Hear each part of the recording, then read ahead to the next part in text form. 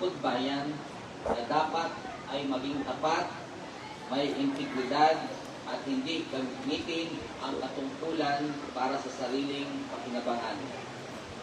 Ang pinakaugat ng korupsyon ay kasakiman. Ang labis na paghahangad sa yaman o posisyon ang nagdudulot para mawala ang kanyang integridad at tiwala ng bayan. Ang mensaheng ito ay patuloy na magbibigay po sa atin ng reminders para po sa mabuti at maayos na paglilingkod. Ano nga ba ang kasakiman? Ang kasakiman ay naglalagay sa sariling interes, higit sa tungkulin, katarungan at paglilingkod sa kapwa. Bilang lingkod bayan, ang inyong dangal at malinis na konsensya ang higit na mahalaga kaysa anumang pansamantalang pakinabang. Naalala ko yung sinabi ng ating buting mayor kanina, yung sa mga employee ay 65 years old, mandatory na yung retirement. No? Pero sa ating mga lingkod bayan, elected officials, ang inyo pong pinakapuhunan ay ang inyong dangal at malinis na serbisyo.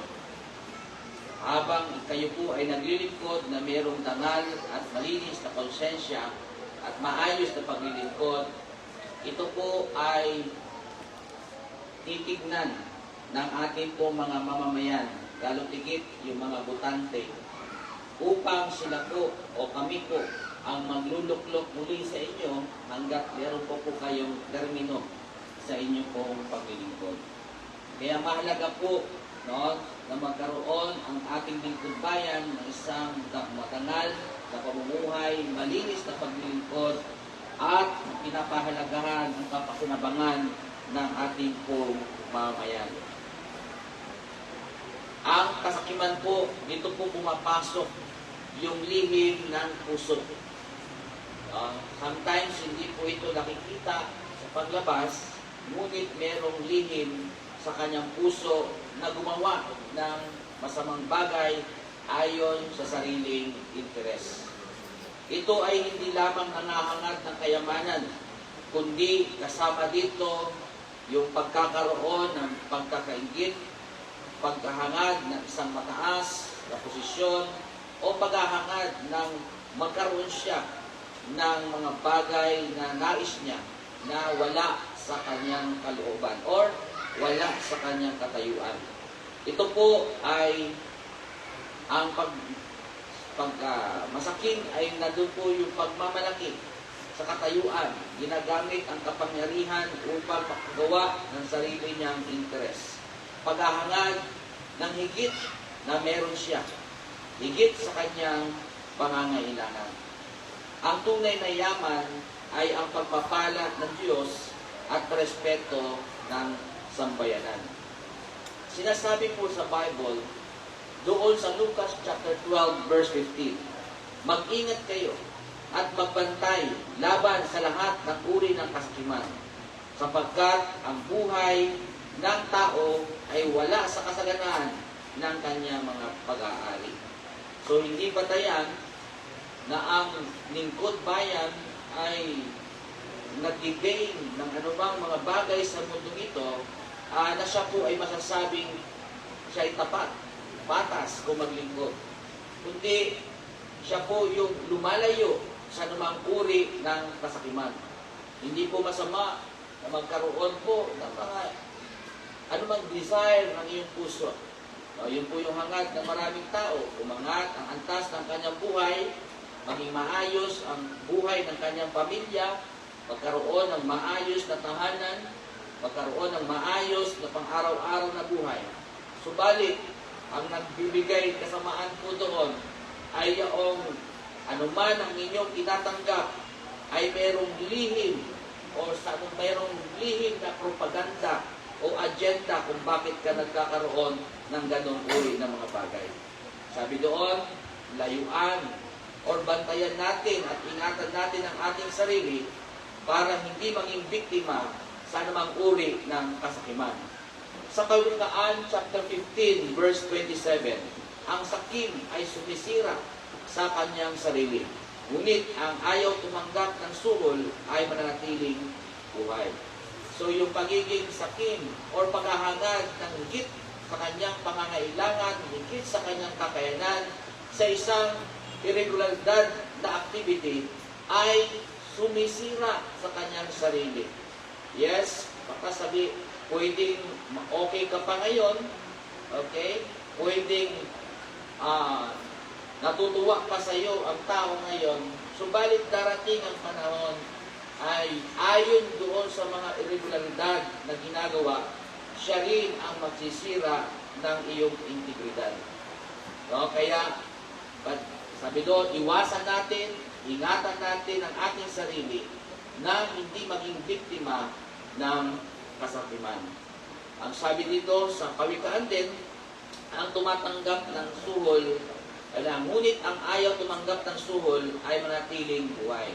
So, magiging maayos ang kanya pong integridad, magiging maayos ang kanyang paglilingkod, dahil tigit, magiging maayos yung kanyang buhay dahil siya ay umiiwas at hindi niya pinahihintulutan ang kanyang sarili na maging biktima ng anumang uri ng irregularidad na magpapakita po natin yan. Yan po'y active sa ating pong lipunan. Lalo tigit pagdating po sa political senaryo.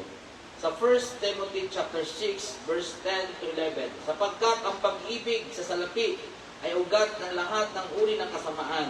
Ngunit ikaw, lingkod ng Diyos o lingkod bayan, iwasan mo ang mga ito. Sikapin mong mamuhay na matuwid at makadiyos. So ang pag-ibig o ang pera po ay hindi po masama. Mag-ipon, mag-impok para sa kinabukasan. Ngunit kapag ang salapi na ang siyang nagpamanay obra sa ating isipan, sa ating puso, tayo kasamaan.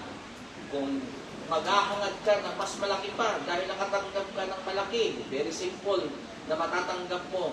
At hangad ka pa ng mas malaki. At hangad ka pa ng mas malaki dahil ito ay nararanasan mo, no? sa maayos o madaling transaction or whatever. So, sabi doon, ang salapi, ang pag-ibig sa salapi ang bantay. Huwag patangay sa espiritu ng kasakiman. Pangalawa, manatiling tapat sa bayan at sa mga sinumpaang tungkulin bilang lingkod bayan. Lagi nating tingnan o lagi niyong tingnan na kayo ay tapat na lingkod bayan. Pangatlo, mamuhay na may banal na pagkatakot sa Diyos. Siya po, ang Diyos po ang mag-neutralize lagi. No? Sa pamamagitan ng kanyang conviction na tayo ay mailayo sa anumang uri ng mga irregularidad na aktibidades na umiikot sa ating pong lipunan. Sikaping lumakad ng matuwid ng pamumuhay. Ibigin ng Diyos ng higit sa lahat. So, lagi nating unahin ang Panginoon sa ating mga buhay, sa ating mga puso, upang tayo ay makapag-ingat at makapag-iwas at hindi makapamuhay sa espiritu ng kasakiman. Sa pagtatapos, labanan ang katiwalian. Laging maging tapat sa Diyos at maging sa bayan. Ang tunay na yaman ay yaong may malinis na pangalan. Apat na paglilingkod at may kontento sa pagpapalang ipinagkakaloob sa Kanya ng Panginoong Diyos. Nawa po ang ating bayan ng Brooks Point ay patuloy na maging malaya sa namang uri ng kasakiman. Ang kasakiman po ay hindi lamang tumutukoy sa pera, kundi din doon sa posisyon, doon sa mga pagkaingit at pagkakaroon sa maling pamamaraan. Kaya po, pagpalain po ang bayan ng Brooks Point, pagpalain po ang sangguniang bayan members sa pangunguna po ng ating pong Vice Mayor and Presiding Officer, Attorney Jane Cristiano, sa inyo pong mga mahal namin at mabubuting mga sangguniang bayan members at kasama po ang lahat ng pamunuan ng Poblasyon District 2. Muli po, magandang umaga sa ating lahat. Pagpalain po tayo ng ating pong Panginoon. Manalangin po tayo.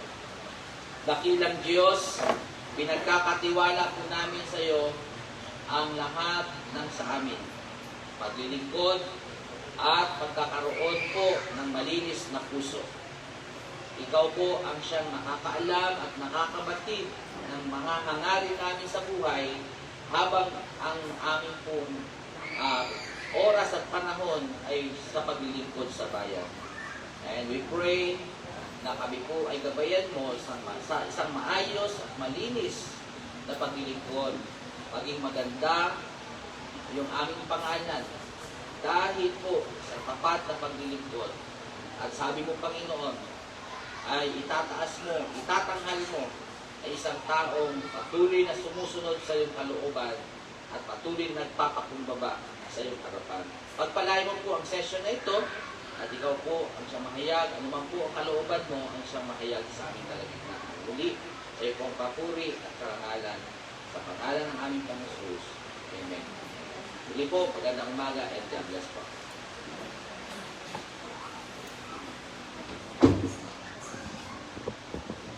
Maraming salamat, Pastor Delia, sa inyong napakagandang mensahe para sa aming lahat at hindi lang para sa aming mga elected officials ng munisipyo, ng barangay, hindi sa lahat ng mga magagawa ng ating pamahalaan. Huwag maging sakit,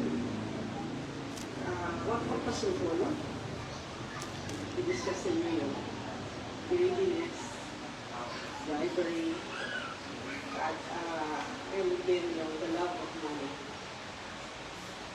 Sana ay tumino sa aming puso't isipan mga bagay na ito at makontento sa lahat ng biyaya ng Diyos, sapat na yung biyaya ng Diyos. Hindi na kailangan magpadala sa pera at the expense ng aming integridad at credibility. At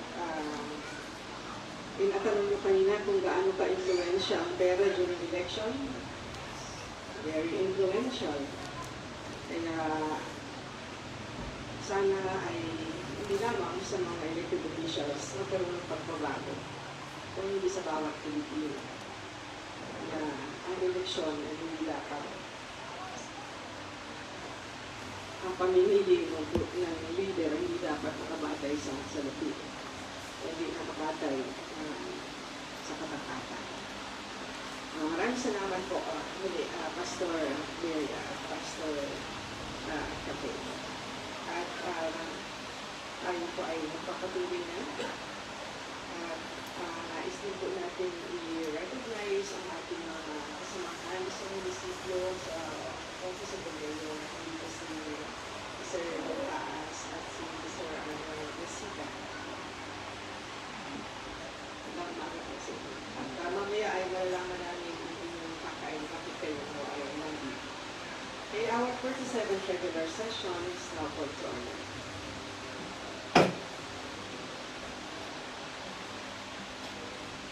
Councilor Dalian is requested for the reading of Councilor's speech.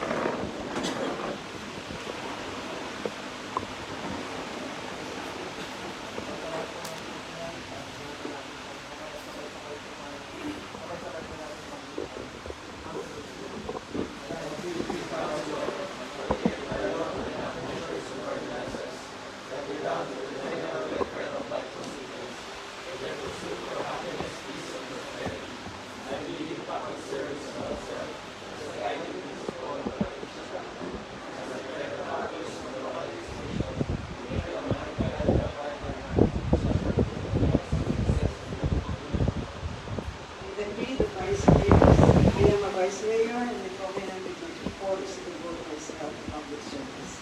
By divine providence and the will of the people, I am completed to preside over the local legislature. That with integrity and statesmanship, I shall lead the local legislature to enact measures and ordinances for the common good and fulfill my people's aspirations.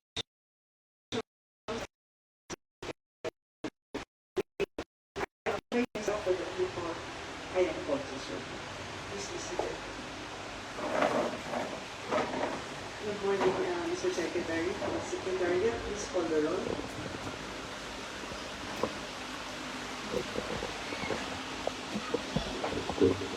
Good morning, everyone. May I please call the roll? Councilor Bayan, Councilor Benedito, Councilor Rabo, Councilor Batua, Councilor Nakanilaw, Councilor Rodriguez, Councilor Tugasan, Councilor Naingin, Councilor Quezon, Councilor Pacaldo, Councilor Suspended. Madam Chair, we have 9 members present today, therefore we have a quorum to conduct official business. Thank you, Madam Chair. The chair declares the presence of a quorum, and as such, we can now proceed to our agenda for today's regular session. Yes, the majority vote here. Maraming salamat po sa ating regular presiding officer, ang Vice Mayor, kaya din sa honorable members ng Pamilyang Bayan, guests, and as well as the barangay officials ng Poblacion 2. Madam Chair, before the adoption of our order of business, this representation would like to amend the order of business, Madam Chair. First is on item number 5, privilege hour, the name SB Sespeña be included. Under the question hour, Madam Chair, market supervisor to be represented by Sir Arvel Gasita, Madam Chair. And as well as under the first reading, Madam Chair, item number 7, additional 7 measures to be read by the Secretary to be examined later. And under unassigned, Madam Chair, SB Pacaldo. That's all, Madam Chair. I so move. Any objection? Hearing none, that we adopt the agenda of our regular session today, yet the proposed amendments. Madam Chair, I may recognize. Councilor Nakanilaw is recognized. Thank you, Madam Chair. And I move for the temporary suspension of the rules, especially the order of business. First, to accommodate the barangay officials of Poblacion District 2. Maybe they have something to say or issues that you want to say today. Baka pwede ito. Okay, our rules, particularly the order of business is temporarily suspended. And we recognize Kagawad Kilang. Good morning po sa lahat.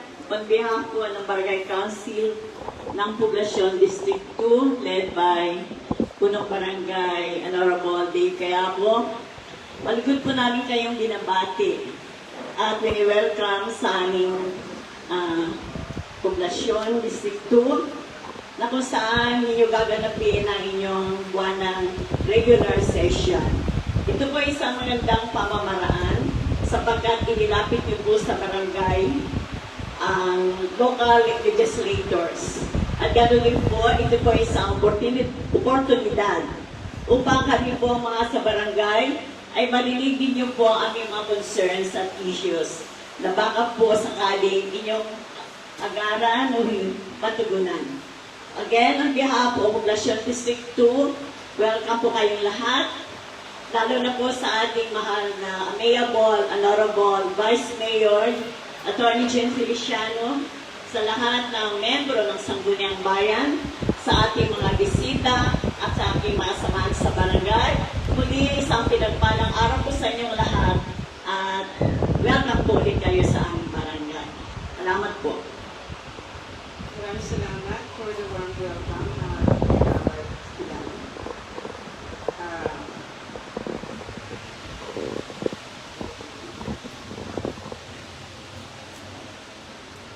May we now hear from you? Ano po ang mga request niyo or anything, any issue that you would like to ventilate before this on the study?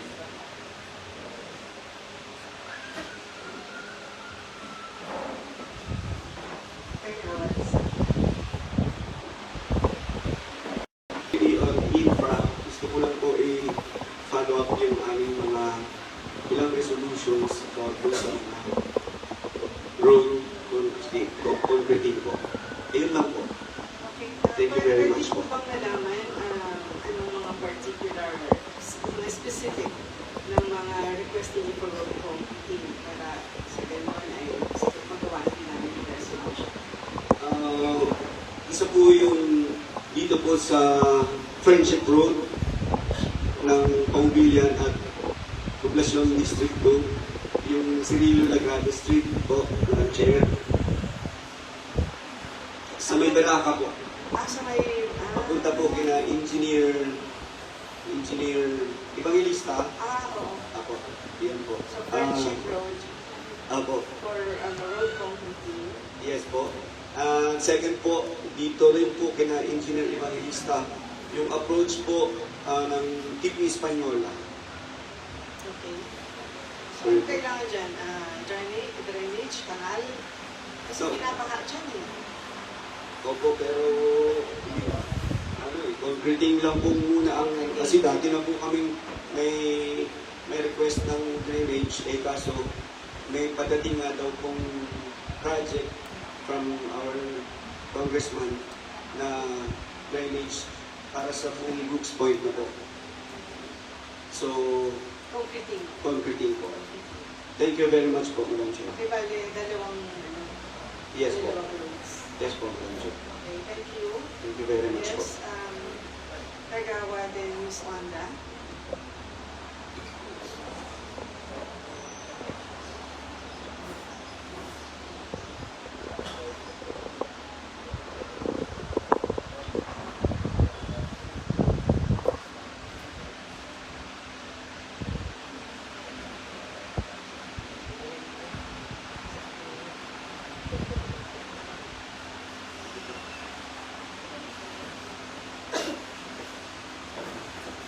Kagawa din Ms. Wanda. Good morning, Kagawa. Morning po, Vice, at sa mga SB po. Good morning po. Bilang committee po na health, nais ko rin pong mag-request patungkol sa mga PHW kung pwede daw po na lalabi po sila na dagdag sahod daw po sa kanila. Ayun po, yun po yung kanilang mga request po. Maraming salamat po. Dagdag incentive for the BHW.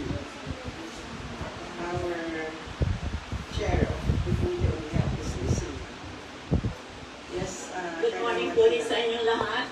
Although hindi pa ako sa Committee on Infra, for so long time po naman na tugunan po na LGU yung madalas na pagbahagyan ko sa kanto ni Mr. Sarasang. Kasi po yung wala ko yatang yung waterways na nakatira doon ay wala pong drainage. Pero po yung natugunan ng LGU, ang concern ko lang po, hindi ko alam kung ito ay tapos na. Kasi nakikita ko po meron pa pong nakaharang na barrier. And then, parang hindi po kaya tatapos kasi last Friday, nanduman po kami doon, parang bumaha pa rin po. Hindi ko alam kung tapos na ba yun. Ay, kasi po may mga graba pa nakatambak sa gilid. So, sana po, ang ano ko lang po concern doon, sana po matingnan din ng sino po ba na mamahala doon, kung yung bike talagang tapos na. Kasi po, parang hindi bumabaha pa rin yung area na yun. Yun lang po. Maraming salamat. Thank you, Kagawa. I-refer natin yan sa ating chairman ng Committee on Infra para siya na yung mag-inquire sa engineering office whether or not yung project na yan ay tapos na. Okay, kung Madam Chair, may binubulong si Kagawa Dennis, baka gusto rin po namin ilabi yung pong incentives na lubon at saka yung mga tanod. Maraming po salamat.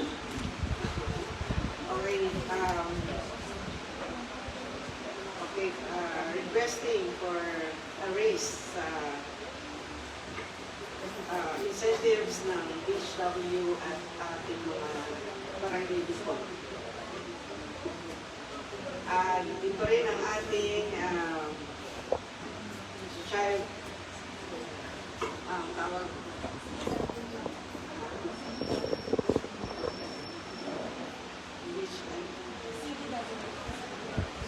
CDW na yung tawag. Si Child Development Worker. Si Ma'am Joy Salvador. Yes, Ma'am Joy. Yan, maraming salamat po at isang mapagpalang umaga po sa ating lahat. Ayan, nanatingin po sa ating pong Vice Mayor together po with our Sangguniang Bayan members at siyempre po sa mga mahal ko rin pong Barangay Council po, no? Gusto ko po muna sa lahat, Vice, at sa mga mahal naming SB na magpasalamat po sa inyo dahil po yung hiningi po namin na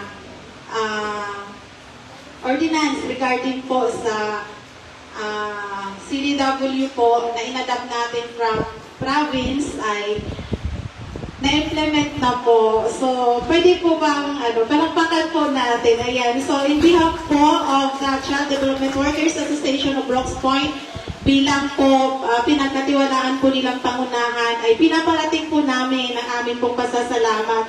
Lalo't higit po sa ordinansang itinakda po, author po ni SB Kiel. Ayan, maraming salamat po. Nagkaroon na po siya ng kaganapan. Mayroon na po tayong 10 outstanding CDWs po na inawardan ng aming CDWs Week po. So maraming salamat po sa inyo sa pakikinig at higit po sa lahat sa pagbibigay po ng atensyon sa amin po mga CDW. At buong kababaang loob ko po na pinapaalam sa ating lahat na ang inyo pong lingkod ay na-elect din po as Federation President ng Kabuuan na po ng Palawan. Ayan, so pinagmamalaki ko po na ako ay magaling sa Poblacion Distrito at hinubog po ako dito sa pangunguna po ng aming magaling syempre na Barangay Captain po. Ayan po, so sa oras pong ito, gusto ko lang po sanang idulog. Hindi ko po alam kung sino po at sino po yung in-charge po, ano po. Nung pasukan po kasi, marami po sa aming CDW ang lumapit po kay Mayor at the same time po siguro sa mga sangguniang bayan, na humihingi po ng kakailanganin sa pasukan. Nandyan po yung pintura, nandyan po yung plywood or lahat po ng kailangan. So, mapalad po yung mga lumapit at nagsulisit po kasi nabigyan naman po sila. Baka pwede po maglambing sa inyo, baka pwede natin gawa ng resolution po or ordinance na bakit hindi na lang po siguro gawing subsidy siya. Pwede po ba kaya yon tuwing pasukan ng klase na lahat na lang po sa daycare? Di po ba kasi napagbibigyan naman, kaya lamang po yung iba talaga mahiyain. Kahit alam nilang pwede, may mga CDWs po tayo na hindi po pare-parehas ang tapang, ang lakas ng loob para po lumapit. Lagi nilang sinasabi sana all. Although I'm speaking po sa kabuuan po ng association, kami po ni Teacher Nas dito sa Poblacion Distrito ay taas no po kami sabihin sa inyo na hindi po kami pinapabayaan ng aming pong barangay captain with our barangay council. Hindi po kami pinapabayaan. No? I'm speaking po in behalf po ng association ng CDWs po ng Brooks Point. Baka pwede po mga mahal naming Sangguniang Bayan members na gawan po siya ng pangkalahatan para naman po yung mga mahiyain naming CDW na hanggang ngayon, lalo po yung mga baguhan, Vice, mga mahal kong SP po, mga baguhan na talaga namang hindi pa po nahubog ang lakas ng loob sa paglapit po sa inyo, pero yung pangangailangan namin ay pare-parehas lamang po. So maraming salamat din po at baka pwede din po natin gawa ng paraan. Lastly po, kami po sa Child Development Workers ay meron po kaming kanya-kanyang incentive from barangays. At una po pala sa lahat, maraming salamat din po dahil po sa inyong pag-approve lahat ng ordinance na yon, kami po ngayon sa LGU po, ang amin pong incentive ay mataas na po. Ayan. So ngayon po, nilalapit ko. Thank you po sa inyong lahat. Talaga namang, alam niyo po yung kaba ko nung time na yun na nilalapit ko sa inyo with all my hope and prayer na pakinggan po ninyo sa panahon. Alam niyo po ba, kung makasama ko lang po ang kabuuan ng association ngayon, lahat-lahat po kami ay isa ang sasabihin sa inyo. Maraming salamat po sa inyo. Malaking tulong po yun sa amin sapagkat lagi ko nga po sinasabi, how can we give what we don't have? Paano po kami magsasabi sa bata ng sagana kung kami din po ay salat? So maraming salamat po. Ganon din po sana po, hindi namin alam kung paano po siya masolusyonan. Yun pong incentive sa barangay, although alam po namin na yun po ay jurisdiction ng barangay, ano ho, pero baka pwede po natin gawan ng action, yung po bang pare-parehas ang incentive ng 10 years na sa barangay at 1 year pa lang sa barangay. No? Kasi dinapit ko na rin po yun, pero dito po kami, maayos po kami sa distrito. No? Muli, I'm speaking po in behalf of the association. Meron po tayong instance ng mga barangay na 15 years na siya in service po, accredited pa po siya with rate of 3-star or 5-star or level 3 po. Ang kanya pong incentive ay pantay lamang po doon sa bagong hire at the same time, hindi pa po accredited. So ano po kaya ang pwede nating magawa doon? Yun po yung malaki namin ngayong pagsubok. Kasi po pag nilapit namin sa barangay, yun pa lang si hire ay pamangkin ni Kap. Sorry lang po ha.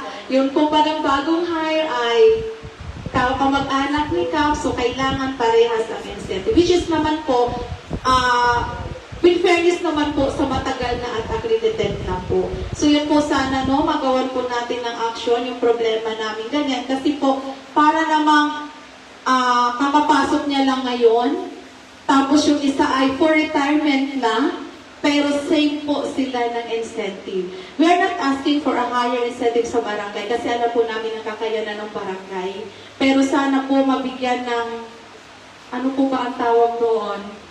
Yun po bang hindi siya dapat talaga magpantay? Kasi po, opo, yung ganun po siya. Kasi po, yung karanasan ng 25 years ay hindi pa po kayang pantayan ng isang araw pa lang. At the same time po, yung kanya pong accreditation level ay hindi po biro ang magpa-accredit po kami sa child development workers. Hindi lamang po kami, maging ang physical na appearance po ng school ay nire-rate po yan. Pagkatapos pagdating sa barangay ay. Kaya po ngayon, kung mapapansin po ninyo, may parehas po na incentive na matatanggap ang isa pong accredited sa hindi po accredited. So, yung iba po na dapat ay ini-encourage ko na lahat ng CDW sa buong Brooks Point ay accredited, yung iba po hindi na lang magpa-accredit kasi parehas lang din naman ng incentive, which is hindi po dapat. At gusto ko rin pong iparating sa inyo, nagkaroon po, magdadalas po ang travel ko sa Federation. Gusto ko rin po magpasalamat sa inyo sa suporta ng ating LGU po. Tayo po sa Brooks Point ay meron na lang pong 6 na CDW na hindi po accredited. At for the rest po yan ay accredited na po tayong lahat. Unlike from other municipalities po na mababa yung percentage na accredited nila. Tayo po sa Brooks Point nasa 94 to 96% na po tayo na accredited. So yun lamang po, maraming salamat po at pagpalain po kayo ng Diyos. Salamat po. Thank you, Teacher Joy. Dalawang bagay ang kanyang request. One, yung, I think we have to pass an ordinance for the annual allocation of funds or budget para sa maintenance or repair and maintenance ng kanilang mga classrooms. And second, yung standardization ng incentives ng mga CDW na hindi dapat lahat ng barangay ay sumunod. Hindi yung itong barangay nito, ito na yung binibigay. Itong barangay, mas mataas ang binibigay kasi kamag-anak. At pagkatapos nakalagay din doon na yung mga mas matagal na yung length of service should be taken into consideration. Dapat halimbawa after 3 years, mag-raise, after 5 years, another raise, hanggang sa maging pantay-pantay na yung mga tinatanggap na incentives ng lahat ng mga CDW sa buong munisipyo. Para walang ingit-ingit. Walang kawawa naman ako, mabuti pa kayo. So, i-refer natin yan sa ating Committee on Social Services. Kay Councilor Benedito. Yes, Pagawad Saya. Madam Chair, nakalimutan ko lang po, idadagdag ko po ang inyong pong lingkod, may nagawa din po barangay resolution sa road concreting din po at drainage sa Roland. Mas importante po sana yung drainage kasi alam naman po natin kung paano bahain yung Roland. Yes. Yun lang po. Maraming salamat. Okay. Refer natin sa ating chairman ng Committee on Infra. Lalo na ngayon, medyo nakakatakot sa Roland. Kasi yung mga dating mabababa, ngayon ay natambakan na. Kaya baka pati kami mababaha na rin kasi mababa na kami dahil lahat ng mga dating mabababang lugar ay puno-puno na ngayon ng mga graba. Councilor Sarah Jane Crespo ako.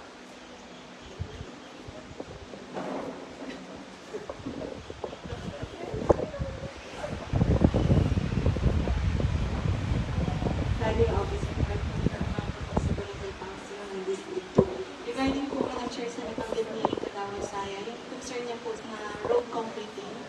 May nag-request po kasi sa akin na sponsoran ko yan yung street na yan. Papunta po doon sa parang resort ni na Ejer Evangelista, papunta po doon sa area ng mga Gonzales. Nung pina-check ko po sa MPTO, ang bagay po, may pondo na daw yun at may POW na. So, antay-antayin lang po siguro. Alam ko po, yan po ay confirm na po na sisinat na Okay, for implementation. Yes, Nagawad Saya, for implementation na pala yung ano bang pangalan niya? Friendship Road? Anong pangalan ng road na yan? Cirilo Lagrada na. So, Vice Mayor, Cirilo Lagrada. Senior. Okay. Yes, ang ating SK Chair, Alcusaba.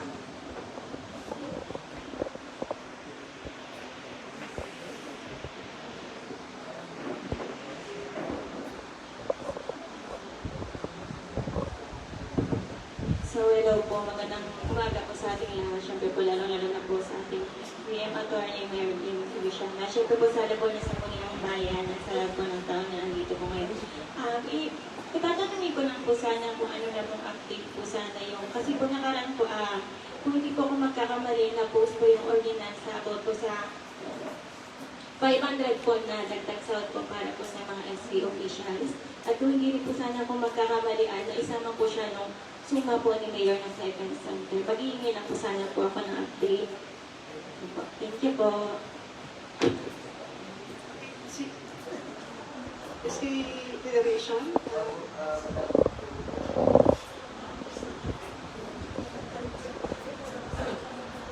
Magandang umaga po. Kung di rin po ako magkakamali, that ordinance po was passed way back 2024 pa. Ayun po ay naisama rin nung SOMA ni Mayor nung nasa event center po. Hindi ko po malaman kung na-exactong date, pero yun po yung last na SOMA ni Mayor, no? So, nagawa po natin ng ating trabaho sa legislation. So, ang bola po ay nandun po kay admin, nasa mayor's office na po. So, last time po na nag-follow up po ako, sinasabi po nila ay hanapan pa rin daw po nila ng pondo. So, yung concern lang din po namin ng SK po, syempre po, yung ibang naglalambing nga po na magdagdagan yung kanilang incentives po ay nagawa ng paraan ay nataas po. So, yun, nailapin na rin po sa akin ni Chesa. Ipapabot na rin po namin na sana bago pumatapos ang aming termino, kahit pa paano po maramdaman nila yung 500 na naman po yun. At saka number po ng SK, hindi po aabot ng 200 sa 18 barangay po ang atin pong mga tanod, ang atin pong mga mga purok leaders na naglalambing po ay dihamak na mas malaki. So, baka naman po pwede. Ayun po, may request din po sa office ni Mayor kung ano na po yung update para mailabi ko rin po sa aking mga constituents. Hi, Sir Den. Yes, oo. Since andito naman si Mr. Paas, baka makapagbigay siya ng update. Hello po, magandang umaga po sa lahat, Madam Chair. Bigla ako doon. Siguro po, i-update ko po later kasi tanongin ko rin po si admin about dyan kasi sabi rin po ni SK President natin na natanong niya rin daw po kay admin. Anuhin ko po, update ko po later po.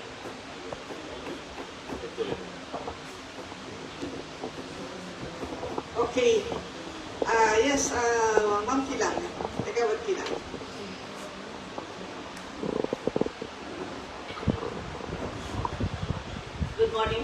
lahat. Na gusto ko lang pong banggitin, Madam Chair. Kasi po meron kami isang kalsada dito sa Moreno Subdivision na until now ay hindi po complete. Kasi po yata yung dinonate ni, hindi ko pa alam kung kailan pang deed of donation ng pamilya Bumakod. So ano po bang dapat namin gawin sa barangay upang yung kalsada na po yun ay talagang, kasi yun na lang po isang yun ang hindi po na konkreto. Kasi po nagaano na rin po yung mga residente doon na bakit daw sila na pag-iiwanan, baka sabihin unjust bias yung sa barangay. Nabanggit na rin po namin yung kay Kagawad Erica. Sabi po ni Kagawad Erica, okay naman daw po sa pamilya nila. Doon ay hindi naman po lahat ng anak ng late Bumakod ay nandito. So ano po dapat gawin para sana po ma-semento na po yung area na po yun? May deed of donation na po? May deed of donation na? Hindi pa po nakakano si Kagawad Erica, pero po binanggit po namin sa kanya na sana gumawa na po siya ng deed of donation. So, deed of donation lang po ba ang kailangan? Opo, ang bola po ay nasa inyo. Hanggat wala pong deed of donation, hindi po makakapag-allocate ng So, kahit po hindi po present lahat yung siblings ng late. Pwede naman po Bumakod. silang magbigay na lang ng SPA sa mga nandito. Okay po, maraming po salamat. Meron pa po ba? Kasi kompleto na ang district yun eh. Kunti na lang talaga yung needs ninyo. Doon sa ibang barangay talagang sobrang dami. So,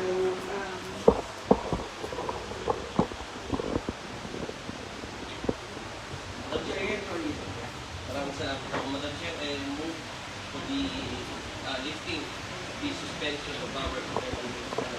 okay, the chair orders the resumption of our regular session. Madam Chair, we are now on item number 4, reading in consideration of the minutes of the previous session. May I invite my dear colleagues to open their pages on the minutes of the 46th regular session. If anyone from this august body wishes to amend some line, kindly raise your hand. Sa ganun po, kaya ma-recognize po tayo. Madam Chair,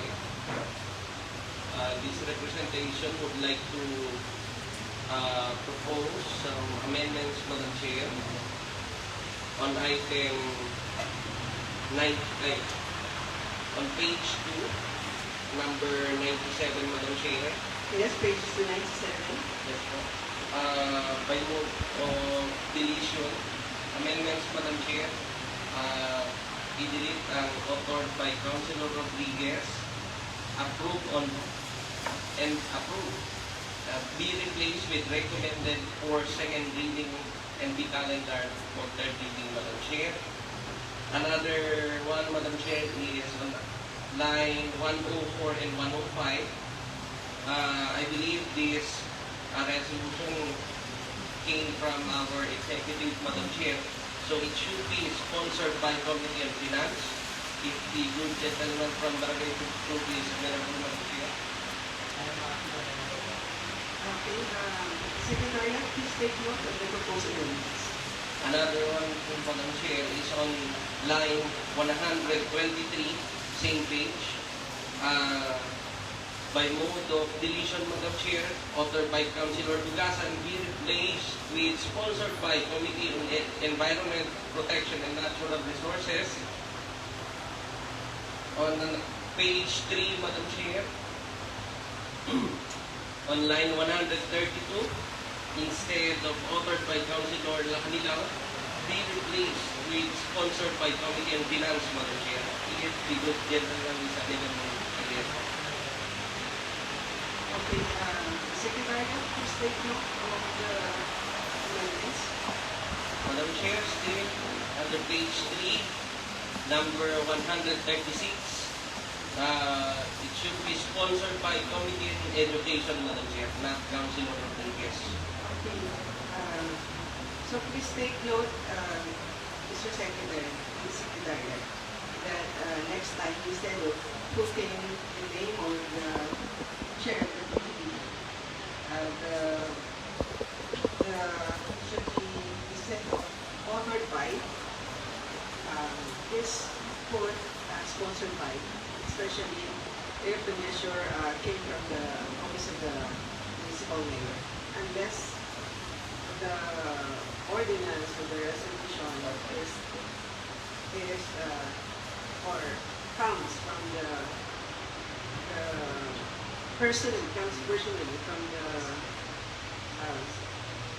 council from the member of this office body, then that's a damage to the state or the resolution or ordinance.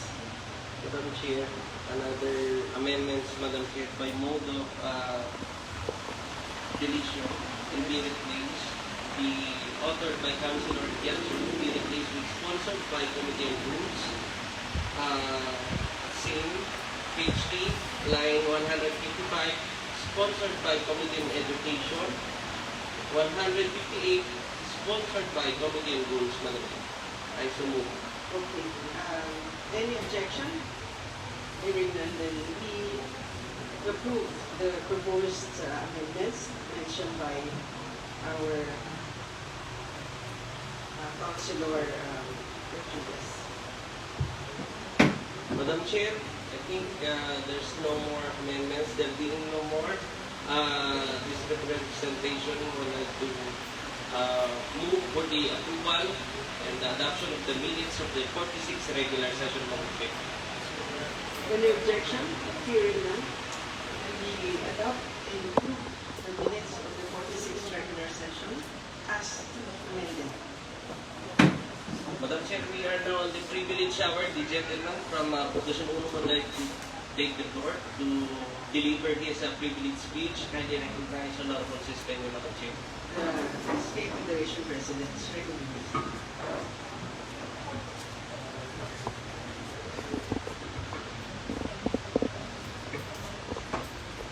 Maraming salamat po sa ating Majority Floor Leader. Una-una po, isang pagpalang araw po sa ating Honorable Presiding Officer, sa aking kasamahan, sa Sangguniang Bayan, kay Kapitan Kayapo po at sa kanyang Barangay Council na tumanggap po sa amin upang idaos ang aming regular session ngayong araw.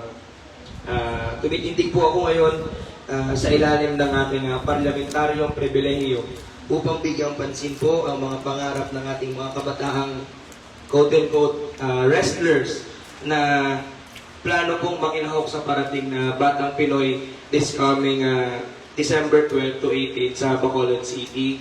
Marami pong parents and coaches po yung nag-raise po sa atin dahil po tayo po ang komite ng Sports and Youth Development na baka daw po sana pwede na mag-join po ang Brooks Point ng Batang Pinoy at naghihingi po sila ng suporta sa ating pong lokal na pamahalaan. Bakit po? Una-una po, bagamat bago pa lang po ang sports na wrestling sa ating bayan, hindi po natin may pagkakait na ang Brooks Point po ay isa na po sa mga powerhouse team sa ating lalawigan ng sa ngayon po. Katunayan po nito, 4 po sa 8 nakatanggap ng gintong medalya sa nakaraang Mimaro para ay nanggaling po sa ating bayan. So siguro naman po sapat ng credentials iyon para po sila ay humangad ng mas mataas pang kompetisyon. So nasa ganun po, hindi ko na po papahabain pa, ako po ay magdidirekta na humihingi po ang ating wrestling na players, coaches, and parents ng suporta po sa ating lokal na pamahalaan na maiangat po ang level ng competition ng kanilang mga players po.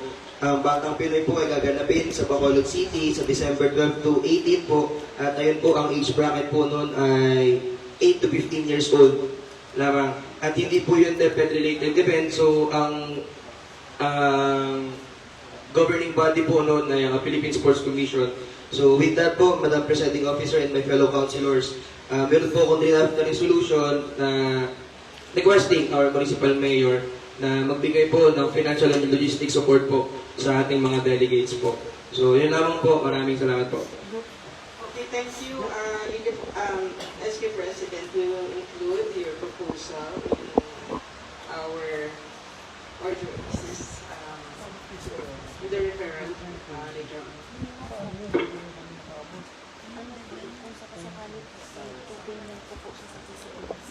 Madam Chair, we are now on the question hour, Madam Chair.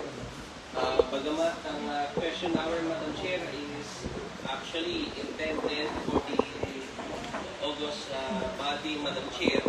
But this representation already requested kanina for the adoption ng ating order of business to include the market supervisor, Madam Chair. May we entertain, Madam Chair, the gentleman from market, Madam Chair? May Yes, we need to hear from the market supervisor.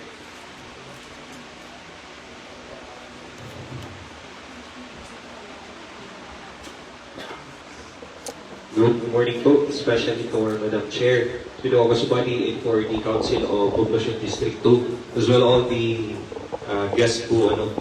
This concern po with our Public Market Division focal person, matagal na po ito na concerned with our market. It concerns with the sanitation, food safety of our public market.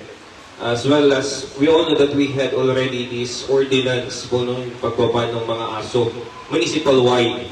But at this point po, I know this is an executive level matter, but we'll just want to have a reinforced from the Sangguniang Bayan members, the council of the August Body. We would like to ask po sana ng support, specifically po sa market, pagbaban po ng mga aso. Naka 2 weeks na po kasi akong nag-handle ngayon ng market as a designate po. Yun po talaga yung paulit-ulit na concern, yung aso doon po sa meat section, sa fish section. Ngayon po, meron na nga po tayong ordinance way back before, was mentioned by admin. Meron naman po talaga, naguhuli po talaga tayo way back, no? Ngayon po, wala lang po kasi tayong founding area, wala lang po tayong resources to facilitate yung mga stray dogs. Ngayon po, ang concern lang po namin, dito na po muna sa market tayo mag-focus. Yung iba po kasi is disturbing na po, no? Kung minsan maabutan nyo yung mga aso, well, lahat naman po tayo, no? Malengke, no? Yung aso po minsan nandun lang sa gilid, naabutan nyo. Pero ako po ay nasaksihan ko talaga, just to be, to inform po, kayo, minsan umakyat po dun sa tagtaran, doon po mismo yan sa stall, no? Yun po yung aking ginawa-worry. Lahat po tayo is consumers ng ating public market. So this concern is a major concern and an urgent matter po for all of us, no? Napag-usapan po namin ni Sir din na kailangan po talagang asap. Noon pa po siya pinag-uusapan paano tanggalin yung mga aso. Hindi lang po aso, pati yung ating mga pusa.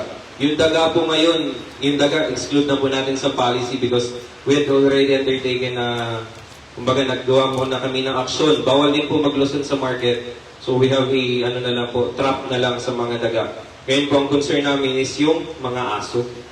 So paano po kaya namin magagawa yun sa executive level? Kaya-kaya naman po, no? But, syempre, we all know, a lot of animal advocates. Alam naman po yan. Kapag may sinaktang ka ng aso, automatic social media, may kaso agad. So, kumbaga, we are just hoping and we are asking for your support to reinforce our executive policy po, no? Although we have kaya po naman gumawa ng EO, no, Sir Den, for that. But, yun nga po, kailangan po namin siguro na mas matibay po, no? A municipal ordinance banning all the stray dogs, cats, and kung pwede po ma-connect sa previous or sa existing ordinance ni Councilor Benedito, the way we handle the stray dogs. May mga willing naman po kasing humuli ng aso, kaso iba yung kanilang iba yung kanilang goal. Pangsisig, dinakdakan, pagdidugot. So, ayaw ko po mangyari yun ng baka po mangyari dito sa ating mga aso. Willing naman po kasi mga vendors, hindi po nila pagmamayari yung mga aso. But, syempre po, bilang tao rin, kumbaga pinapakain po nila doon, pabalik-balik po paulit-ulit. So, yun lang po ang aming concern for this morning, to facilitate the ordinance banning all the stray dogs, cats, po doon sa vicinity ng public market. Yun lang naman po. Sir, AD addition.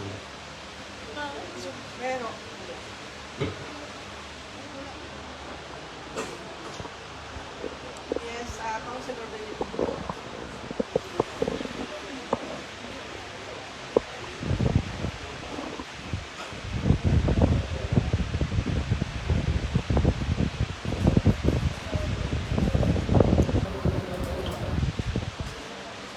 Thank you, Madam Chair, and to everyone po. Magandang umaga. Good morning.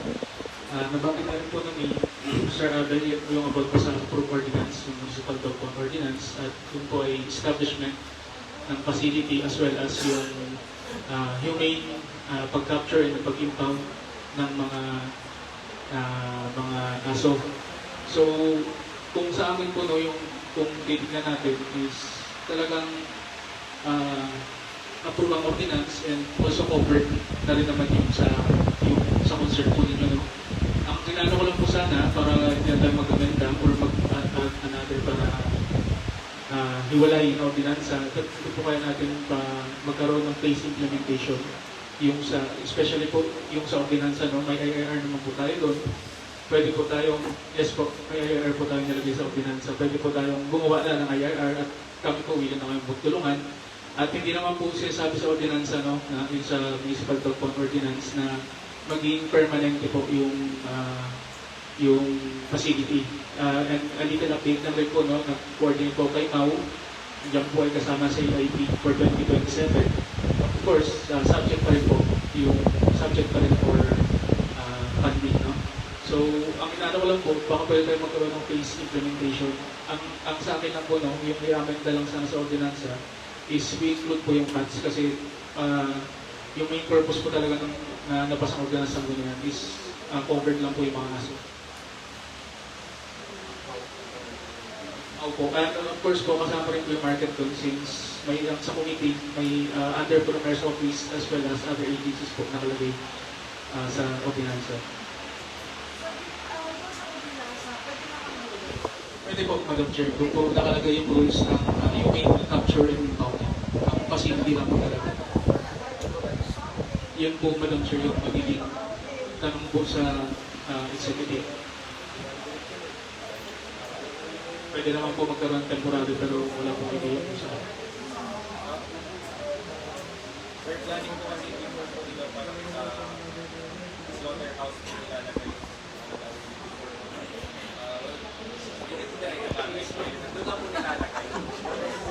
Ano po, ano lang po, Madam Chair? Just like po, ano naman po kayo, hindi naman po kayo na pwede na kami mahuli. Pero po, ordinance by directed towards the stop and As well as po, establishment ng dog pound, as well as yung humane capture po, and impounding. Animal welfare and care na po yun, ordinance na po yun. So, magkasama na po doon siya. implementation po Yes naman po. Hindi naman po sinabi doon na kailangan may permanent time facility to implement. So, I think po sa IRR siguro pwede natin mapagtulungan ng sa IRR establish yung pinaka-internal rules and regulations for the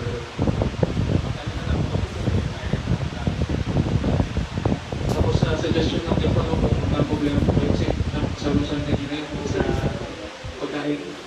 Baka pwede nyo rin pa sa supplemental kung meron po.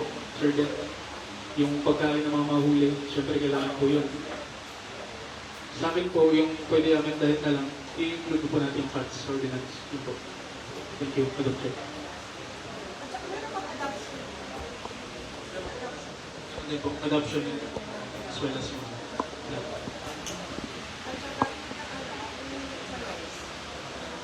meron din po.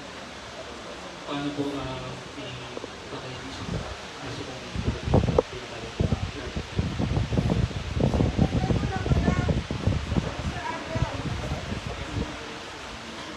Kompleto na yung aming ordinansa. So pwede na. Oo, pero dapat siguro ay makagawa muna tayo na kahit ilang na cage para sa kanila. Hindi naman lang yung budget. It covers po yung concern namin sa ordinance po ni SB1.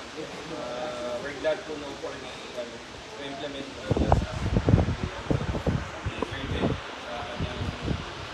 Then doon na lang po sa Mayor's Office for the implementation. And thank you for that, Sir Wat, sa ordinance.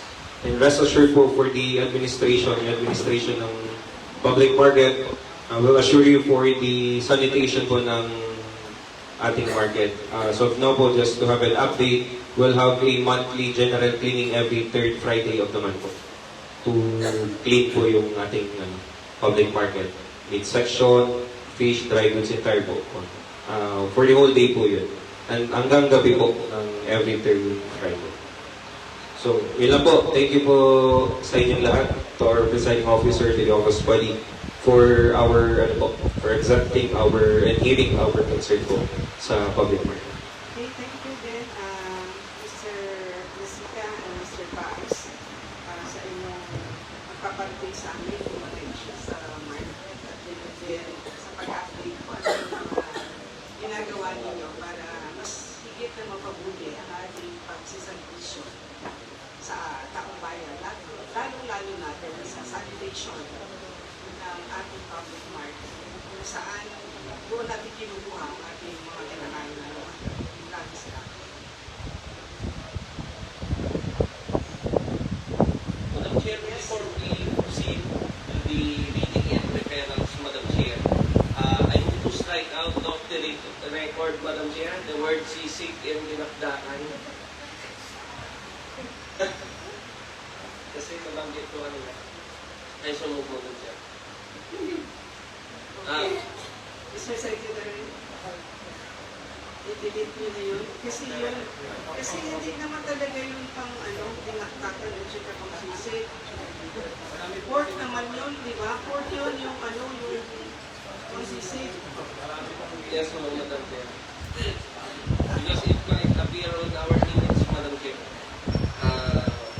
Moving on, Madam Chair, we are now on item number 7, reading and referrals of the proposed measures.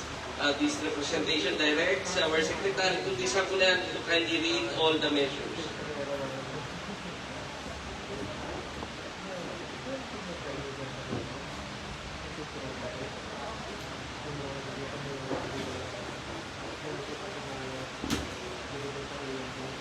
Item number 1. A letter from the Municipal Mayor Honorable Cesario R. Benedito Jr.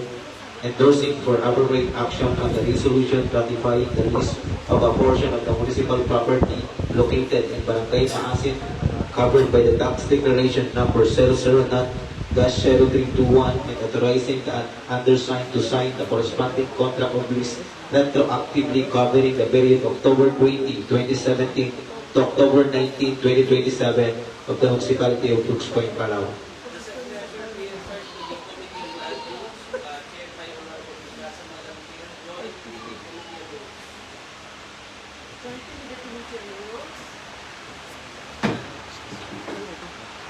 Item number 2, a request resolution from Sangguniang Kabataan of Barangay Ipilan, Brooks Point, Palawan for the adoption of their annual budget calendar year 2026.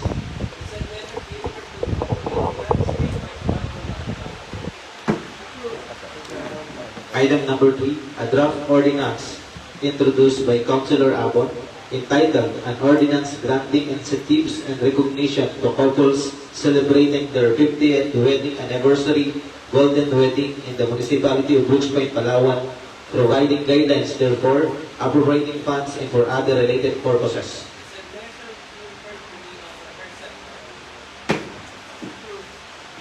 Item number 4, a letter from the Municipal Mayor Honorable Cesario R. Benedito Jr. endorsing for appropriate action the request of the Municipal Social Welfare and Development Office for augmentation.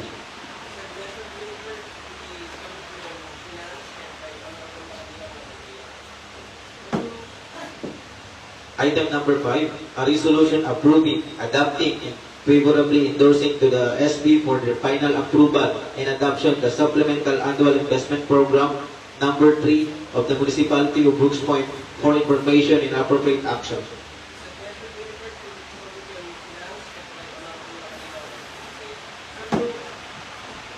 Item number 6, a draft ordinance proposed by Councilor Nainti entitled An Ordinance Institutionalizing and Strengthening the Exercise of Freedom of Information and Providing for a Mechanism for the Disclosure of Public Records in the Municipality of Brooks Point and Providing Penalties for the violation thereof.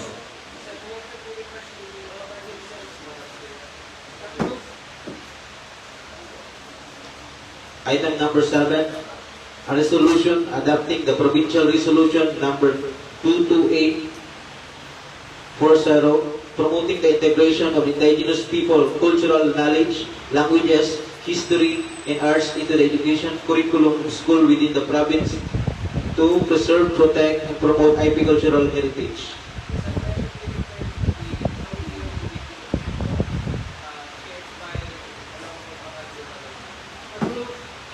Item number 9, a resolution introduced by Councilor Espeña, a resolution respectfully requesting the Municipal Mayor Honorable Cesario R. Benedito Jr. to provide financial and logistical support to the Municipal Wrestling Delegation of Brooks Point for their participation in the Philippine Sports Commission Batang Pinoy 2026 to be held on December 12 to 18, 2026 in Bacolod City.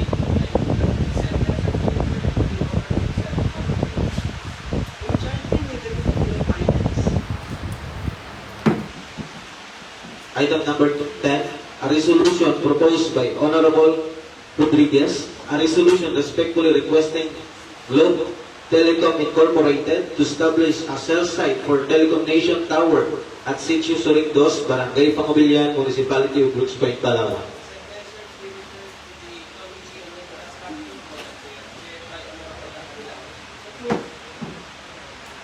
Item number 11, a letter from the Municipal Mayor Honorable Cesario R. Benedito Jr.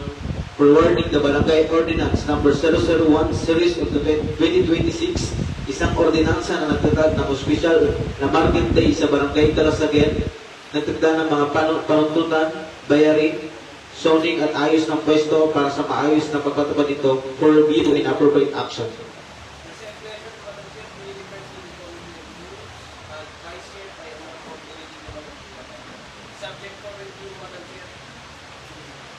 Yeah, and jointly with the community or in the market.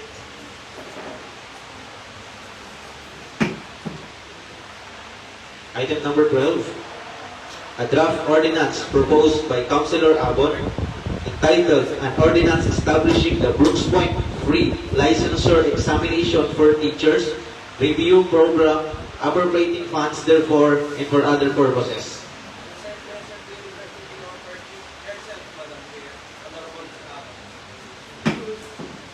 Item number 13, a resolution reiterating and strongly endorsing the request of Honorable Jeffrey Saya, Barangay Kagawad of Poblacion District 2 for the immediate inspection, improvement, rehabilitation, and repair of the drainage system at Rowland Subdivision, Barangay Poblacion District 2, Municipality of Brooks Point, Palawan, authored by Councilor Lacanilaw.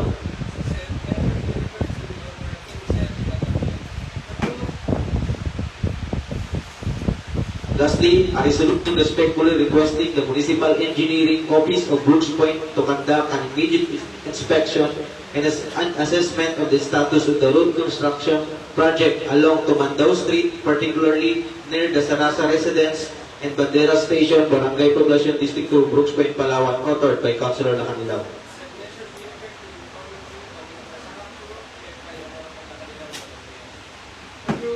That's all, Madam Chair. Thank you, Mr. Secretary.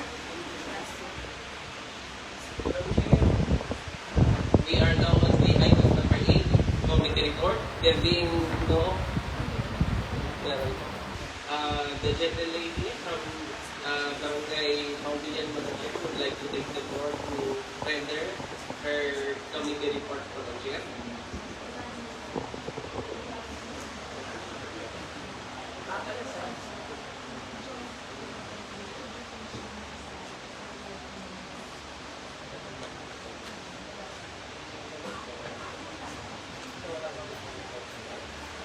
Madam Chair, I withdraw my previous motion, Madam Chair, and close now the item number 8, committee report, and move on now to the item number 7, calendar business. There being no measures calendar for unfinished business, Madam Chair, may we now move on to the, as well as the business for today, may we now move on to the unassigned business, Madam Chair. The gentle lady representing our indigenous people, Madam Chair, would like to take the floor. Kindly recognize Honorable Pacaldo, Madam Chair. Councilor Pacaldo, our To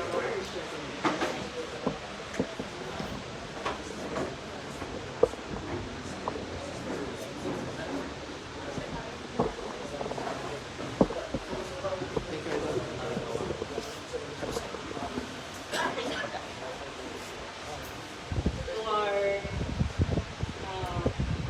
Vice Mayor, Honorable Mayor Cayetano, our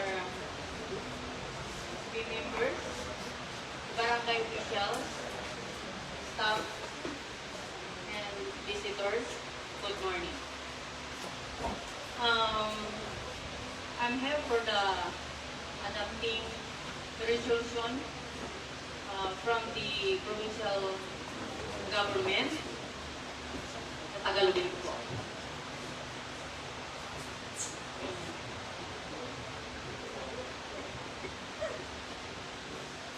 Ang ating mga katutubong pamayanan ay mayaman sa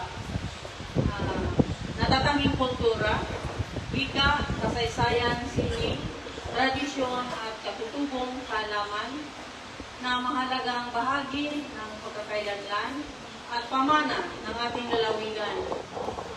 Gayunman, sa paglipas ng panahon at dulot ng mabilis na pagbabago ng lipunan na nahaharap sa panganib,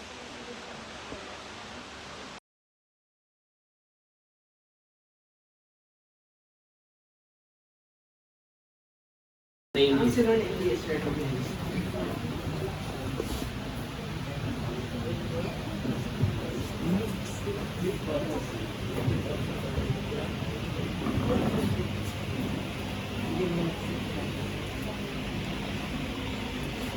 Thank you, Madam Presiding Officer, and thank you, Majority Floor Leader. At ganoon po sa aking colleagues. Once again, good morning sa lahat po ng mga kasama natin.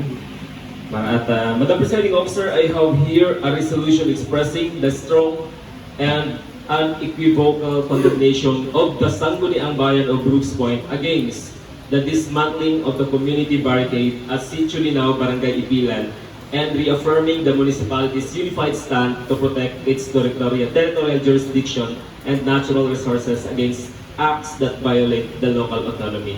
Madam Presiding Officer, before I proceed to the explanation, may I request my colleagues for the urgency of the said measure. Here's your request for urgency. Yes, Majority Floor Leader, Councilor Elias. Did the project and contract calendar is set resolution, Madam Chair, on first reading? Kasi sa pagkakalam ko po, Madam Chair, it was being referred to the Committee on IT and Madam Chair. Thank you. I have calendared this measure. This is a separate measure.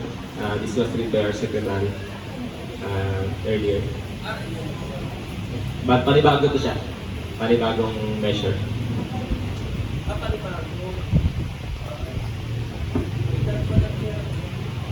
Sir, request for urgency? Any objection? Hearing none, your request for urgency is granted. Thank you, Madam Presiding Officer. Sa mga kasamahan ko sa Sangguniang Bayan, last time, magkakaiba man tayo ng prinsipyo ng samahan, pero last time ay nagkaisa tayo to protect the environment regarding with the operation of Kalmia. And we all know that by that ay na-exercise po natin yung ating local autonomy. And now, this resolution will only, mas patitibayin yun po ang ating stand regarding po doon sa pagtanggal ng barikada doon po sa Barangay Ipilan sa Sitio Linao. The purpose of this ay to protect yun pong ating, sabihin natin, this is just a barricade, but we all know na kapag natanggal po yung barikada na yun, they will continue their operation. At yun po yung magiging mitya. Magsisimula, pwede na silang, malaya na silang maglabas-pasok doon po sa bundok. We all know that the next step ay talagang for operation na po. And we're hoping that my colleagues will support this measure na i-condemn po natin yung pagtanggal ng barikada. And Madam Presiding Officer, may I state the whereas number 3. Madam Presiding Officer, para po mas maging malinaw sa ating mga kasamahan, though we have a lot of whereas citing different like the CLUP, the Mount Mantalingahan, Protected Landscape, yung iba pa pong mga depensa natin, but may I read the whereas number 3. It is hereby explicitly clarified and stated that this legislative action does not carry, support, or represent the political agenda of external or separate non-local organization such as LUMAD or other outside groups, but is strictly and solely driven by the LGU's duty to protect and defend the actual residents and constituents of Brooks Point, particularly our native and traditional Palawan indigenous cultural communities. Madam Presiding Officer, I believe everyone has a copy of the said resolution. I am now ready to accept interpellation. Any question? Yes, Councilor Lacanilla. Thank you, Madam Chair. Pag-ibig po, alam nila na marami kasi talaga tayo ng ginagawa at lang. Pero may question na po ako, parang natanggal ko ng barikada po, yung NCIP mismo, parang nasa kanilang institution dito. Hindi po ata ang sabi yung na ito ay sa kanila po ata. Baka kung tayo may isali na naman po dito, hindi ko kaya bigulo lalo na sinabi po nila na yung grupo nga raw kung barikada po yun. Doon sila kay guys, hindi naman, pero yung kasamahan niya po, hindi naman mga nila dito. Gusto ko lang rin pong malinawan na lang. Thank you po. That's why nilagay po natin dito. Ito yung kumbaga parang nilagay po natin dito po sa ating result na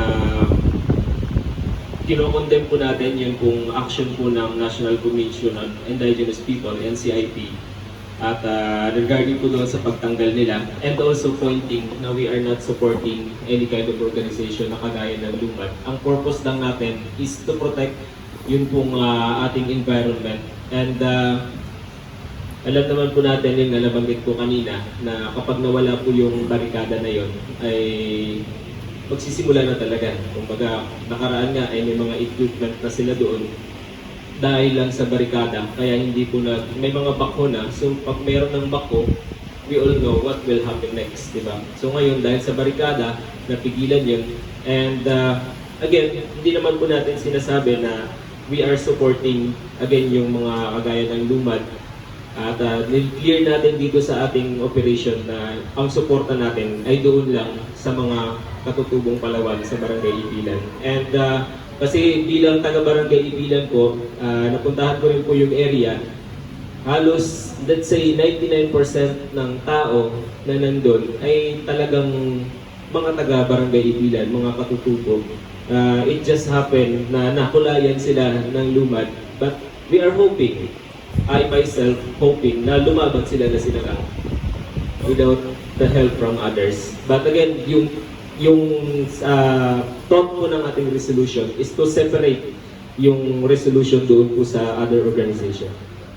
Yeah, at saka sa akin another issue po sa NCIP, kung ginawa na nila yung demolition, if it is legal, they should have coordinated with the local government units. Kasi naging duty sila within our territory nang wala man ng paalam sa ating municipal mayor. Kaya, pinakondem natin, bakit kayo nag-improve? Hindi import in the mayor. Kaya yan ang gagawin ninyo. Kaya, in fact, yung kanilang mandato is to protect the rights of the IPs. Yes, ITMR, Pacaldo. Hindi po dahil sa mga kapitong Palawan na nakakala sila sinira yung barikada. Hindi po nila nire-represent. Hindi po nire-represent na CIP yung lumat. So, tayo po makasama po sa kalikulan. Pero baka mas mali lang po yung sinamahan grupo, samahan ng grupo ng mga kapatid Palawan, sa kapwa ko kapatid Palawan, yung grupo Duman. Kaya po yun, ako nga po mismo, hindi ako in-inform. Yung katanungan natin sa nila inform. Dahil po, order po ng regional director sa provincial CIP na idinulis ang barikada dahil sa hindi nila nirecognize yung Duman. Yung ito, pero sa proteksyon po ng mga katutubo ay hindi nila dapat gawin yun.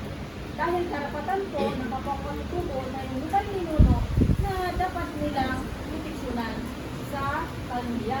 Pero po, nahalo lang po nahalo lang sila sa grupong Duman. Ayun po, Madam Chair, wala po ang paliwanag sa akin. Thank you po.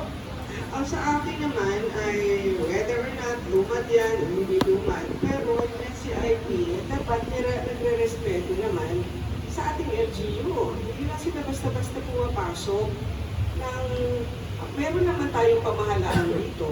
Bakit hindi sila nakipag-coordinate? Dahil sa totoo lang, may mga nasaktan doon. May mga nasaktan na mga IPs na nakapamedical. Kasi ang nag-dismantle ng kanilang barikada ay mga bako ng pamilya. At kahit may mga tao doon, dinismantle. So may mga nasugatan, may mga tinamaan ng ulo, ng mga kahoy na nakaharang doon. Kaya sa akin, yun ang reason ay dapat natin supportahan ito. The next time, nagagawin na niya si CIP, kung talagang meron silang power to dismantle or to demolish ang mga barikada, ay magrespeto sila sa ating LGU. Ay dapat i-respeto nila yung local autonomy ng ating LGU. Yes, Majority Leader Rodriguez. Maraming salamat po. This is in support po ng sa sinabi ko ninyo. Actually, as I was reviewing the resolution of Honorable Nainge, yung to reaffirm and reiterate yung stand ng LGU, Madam Chair, I support, as well as yung demand po, hindi mo sa mga resolve natin. Pero Madam Chair, yung pagkundi naman natin, Madam Chair, sa NCIP, siguro marapat po ipatawag rin natin dito sa Tulayang Bayan para malaman po natin kung ano po talaga yung naging pag-aaral po nila, bakit sila nagantong sa ganong action, Madam Chair. Kasi even ako ay medyo naguguluhan din kung bakit nga ba ano yung issue nila dahil ba sa hindi lang nila pinikilala ang Duman sa mga tribo dito sa ating Palawan. Kasi nakita ko rin, Madam Chair, nagtayo na sila ng kanilang tarpaulin that they are claiming na sila yung owner. Hindi na yung mga Palawan po natin, Madam Chair, na which is being recognized supposedly ng ating bayan at ng ating probinsya, Madam Chair. So, ako po, Madam Chair, this representative would like to propose to the good councilor, Madam Chair, if po pwede, patawag natin, Madam Chair, sa sunod na regular na session, yung NCIP, nang sa ganun, Madam Chair, ay ang malinawan din po tayong lahat.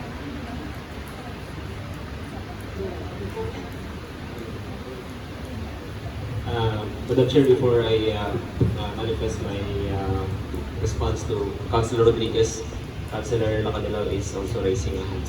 Yes, Councilor Lacanelo. Thank you po, Madam Chair, and Prof. Coleman. Yun din po, ako naniniwala din po ako na maganda po yung second and third po na nakasulat. Yun lang po yung sa pinakaunang po kasi yung pag-compare natin sa NCIP na iisip ko lang po, baka mag-cause pa ito ng panibago another gulo na naman. Di ba sila nga po yung nagkagulo doon, tapos tayo makikigulo ulit sa NCIP na naman. I also agree with the SPK, baka pwedeng patawag natin sila, or siguro meron pa ba tayong sapat na kapulisan or marines na pwedeng punta muna sa linaw para kasi po na ginagamit na yung mga truck ng Kalmiya doon. Kasi kung tayo against tayo sa Kalmiya talaga, papantayan na natin doon ang mga armadong grupo na legal din o galing din sa LGU. Kasi yung nilagay po na tarpo din nila Commander Avila, parang kahit ako natakot din po pagpunta ko. So, sino si Commander Aguila? Yung pala, hindi naman siya mukhang nakakatakot, pero di ba, okay din naman siya. Pero minsan kasi pagka hindi ka familiar, tapos nabasa mo, parang maninervyos ka di ba? Yun lang po yung point ko. Pero kung may kapulisan po siguro tayo or siguro kahit Marines lang na pwedeng mag-ano na lang doon para lang magbantay na lang po para hindi kung ginagamit na po pala yung truck nila tayo po mismo hindi po tayo nag-agree tuloy po ng pamilya. Madam Chair, before, thank you po. Siguro in that case, if we're going to invite the presence of NCIP, we should also invite presence ng pong mga katutubo natin doon para we can hear both sides kung ano po talaga yung dahilan. But again, we all know naman na we all agree to this matter to protect yun pong kabundukan ng Sitio Binao. And Madam Chair? Yeah, invite natin si Attorney Johnson kasi it was him who was there personally who ordered the demolition ng barikada. At maganda na rin yun kasi matagal na rin natin siyang pinapatawag. Kasi we would like him to explain nasaan yung 74 million pesos na royalty. Yung sumulat tayo kay Mr. Tite, ang sabi niya ay yung NCIP daw ang tanungin natin. Pag sulat naman natin kay Attorney Johnson, ay ang sinasabi na naman niya, iba na naman ang kanyang sinasabi. Until now, nagpapatawag si IPMR kung saan na dinala yung 74 million na royalty, hindi naman sila dumarating. May magpapadala ng tao na hindi naman alam kung paano ginastos yung 74 million. Kaya mas maganda na dumating dito si Attorney Johnson, siya personally, wag siya magpadala lang ng kanyang mga assistant na hindi nakakaalam ng mga pangyayari. Kasi he was there na nag-implement ng order daw ng kanilang director sa Mimaropa. So maganda na may paliwanag na rin niya. So Mr. Secretary, you're right, Attorney Johnson, at may dalawang purpose. Bakit natin siya imbitahan? Una, para dito sa kanilang ginawang demolition ng barikada. At ganun din yung explanation saan dinalang yung 74 million pesos na royalty from Ipilan Nickel Corporation. Madam Presiding Officer, thank you so much po. With that po, I will make this measure to be tabled further under my committee. But before that, Madam Presiding Officer, I would like to remind everyone that we are looking forward doon po sa respeto na dapat nilang ibigay dito po sa ating lokal na pamahalaan because they all know our stand. And by inviting them, by attending our session, that is one way na ipapakita nila yung respect nila sa atin. That's why we're hoping na they will appear on our next regular session. But if not, it's up to us to decide because that will depend kung nire-respeto po nila tayo. Maraming salamat po at magandang umaga sa ating lahat. We will know kung i-honor nila yung ating invitation. If they will not honor our invitation, ay nagpapakita yun ng bad faith. At siguro hindi na rin nila kayo masisi kung eventually you would pass this resolution condemning their actions.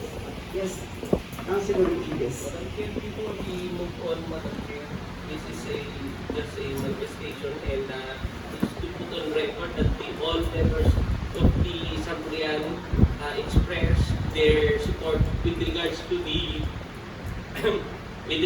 the resolution passed by Honorable Naingi, Madam Chair, even though it was tabled further.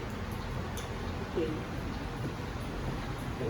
Madam Chair, still we are under unassigned the gentleman from Poblacion 1. I-report na lang po sa committee yung sa resolution na Sa committee yun.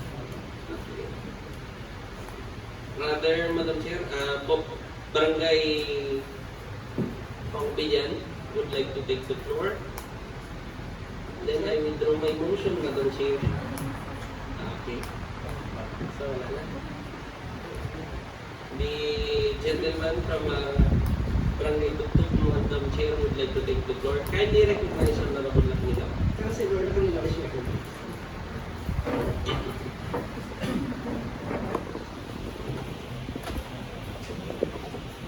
Thank you, Madam Chair, and thank you to our Majority Floor Leader. I have here a letter from our Honorable Cesario R. Benedito, respectfully requesting for the endorsement of the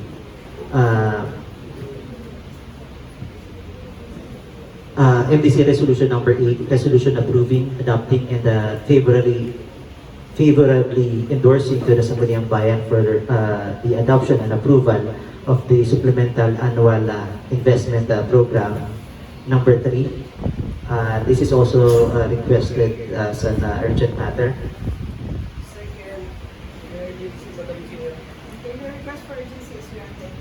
Thank you, Madam Chair. And just for the kaalaman po ng lahat, this is for the construction of mini covered court of Bayong Elementary School and construction of stage in Calasagan Elementary School po. And can I move, Madam Chair, for the approval? Yes, move for the approval. I move for the approval of the resolution adopting the Supplemental Annual Investment Program Number 3 of the Municipality of Brooks Point, Palawan. Any objection? Hearing none, then adopt supplemental Number 3.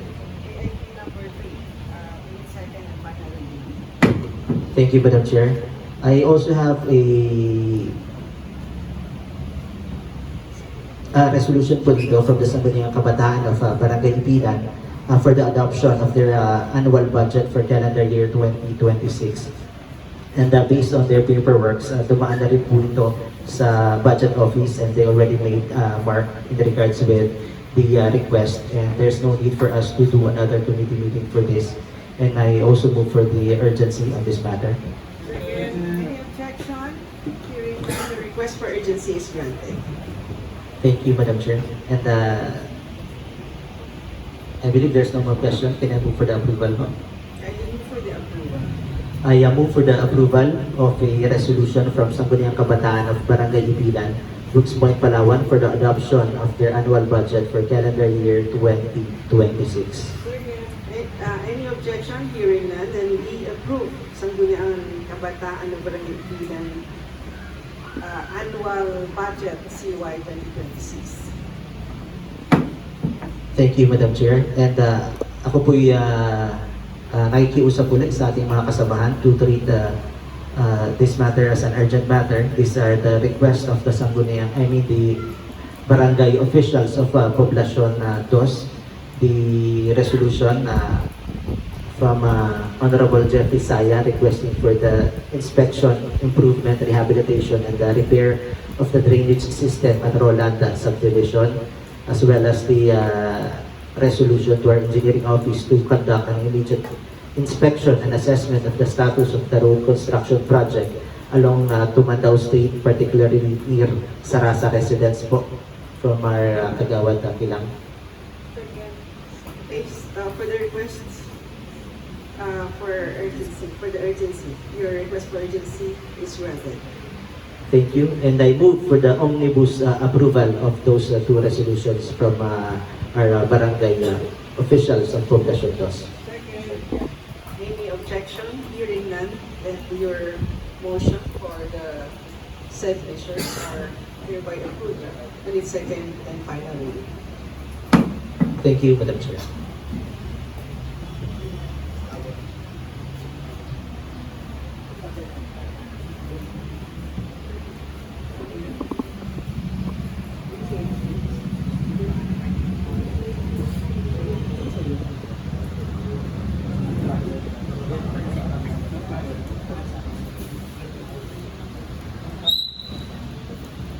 Madam Chair, there's another resolution.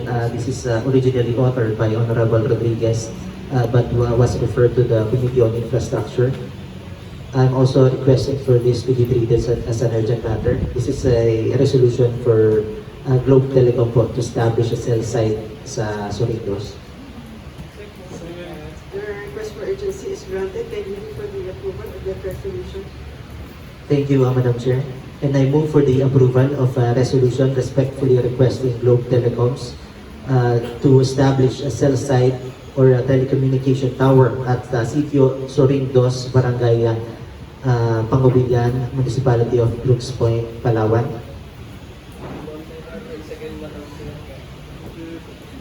Okay, your proposed resolution for Globe Telecom is hereby approved and adopted in second and final reading.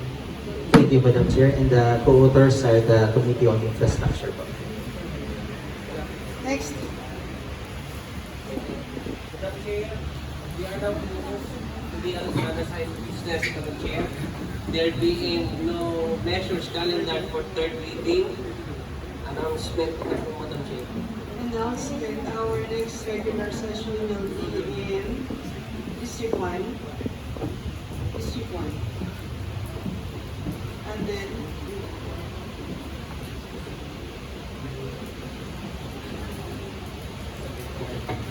Madam Chair, there being no more agenda for today's regular session, I move for the adjournment. our 47th regular session is now officially adjourned.